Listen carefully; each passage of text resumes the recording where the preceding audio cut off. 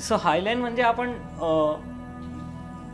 पुण्यात पण फिरताना आपल्याला दिसतं की डोंबारी असतात ते रोपवरून चालतात, तर तोच प्रकार आहे, फक्त तो मोठ्या स्केलवरती असतो. आम्ही पण डोंबारीच आहे असं म्हणू शकतो.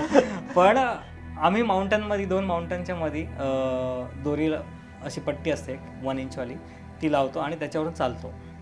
आणि सेफ्टी सगळी असते, 100% सेफ्टी असते.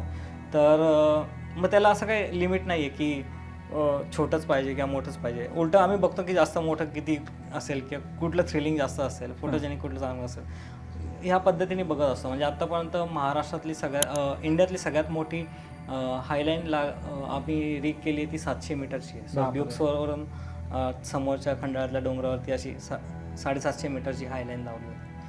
तर हा नवीन स्पोर्ट आहे. 2014पर्यंत इंडियात नव्हताच. 2013ला वगैरे मी ह्या स्पोर्ट्सची इंटरव्ह्यू झालो, तेव्हा फक्त स्लॅकलाईन करायचो. आणि स्लॅकलाईन म्हणजे जे खाली स्लॅकलाईन म्हणजे जमिनीवरती आपण 2-3 फीटांवरती लावतो गार्डनमध्ये, तसं असतं. आणि तीच गोष्ट वरती लावतो ते हायलाईन म्हणतात. तर मग हायलाईनमध्ये मग सेफ्टी सगळ्या ॲड्स होतात किंवा रोप्स, टेक्निकल वर्क ॲड होतं.